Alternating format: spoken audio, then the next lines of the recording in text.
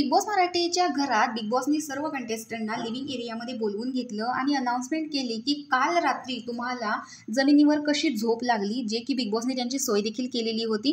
पण त्यांचा एक रूल होता आणि तो रूल कोणीही मोडायचा नाही असं देखील सांगितलेलं होतं की बिग बॉसच्या घरात कोणत्याही फर्निचरवरती सोफा असेल, काउच असेल किंवा बेड असेल याचा उपयोग कंटेस्टंटनी करायचा नाही।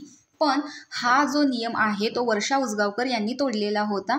त्यामुळेच बिग बॉस दुसऱ्याच दिवशी अनाउन्स करणार होते की मी तुम्हाला बेड देणार होतो, पण हा नियम भंग झाल्यामुळे एक आठवडा ते बेड देणार नाहीत असं त्यांनी सांगितलं। आणि याचा राग निकी तांबोळीला जास्त आला, त्यामुळे तिने तिची सर्व भडासी वर्षा उसगावकर यांच्यावरती काढली की तुमच्यामुळे आम्हा सर्व कंटेस्टंटना सफर करावं लागतंय, जे की वर्षा उसगावकर ही तिच्या बेडवरती बसलेली होती। पण at the same time Arbaz, Nikki हे दोघे देखील तिथं होते आणि अरबाज बेडवरती बसलेला होता आणि घनश्यामला जी करन्सी आहे ती सगळी जमा करायला सांगितलेली होती, त्यासाठी तो गेलेला होता।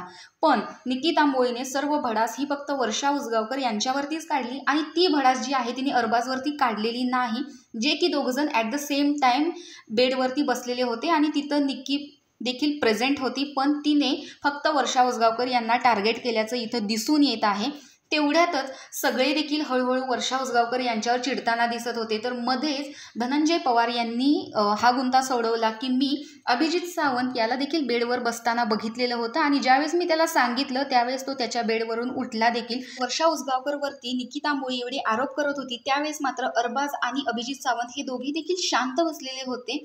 तर त्यांनी यात कन्व्हर्सेशनमध्ये भाग घ्यायला हवा होता, कारण ते देखील तेवढे जबाबदार होते, परंतु इथे फक्त वर्षा उसगावकर यांना बोललं जात होतं आणि तिने बरेच वर्षा उसगावकर यांच्यावरती आरोप देखील केले। तर निकी तांबोळीच्या या कॅरेक्टरबद्दल तुम्हाला काय वाटतं हे कमेंट बॉक्समध्ये नक्की सांगा आणि नक्कीच निकी तांबोळी वर्षा उसगावकर यांना टार्गेट करते की नाही हे सांगायला विसरू नका। तर अशाच व्हिडिओच्या अपडेट्ससाठी आपल्या चॅनेलला नक्की सबस्क्राईब करा। तोपर्यंत बाय बाय।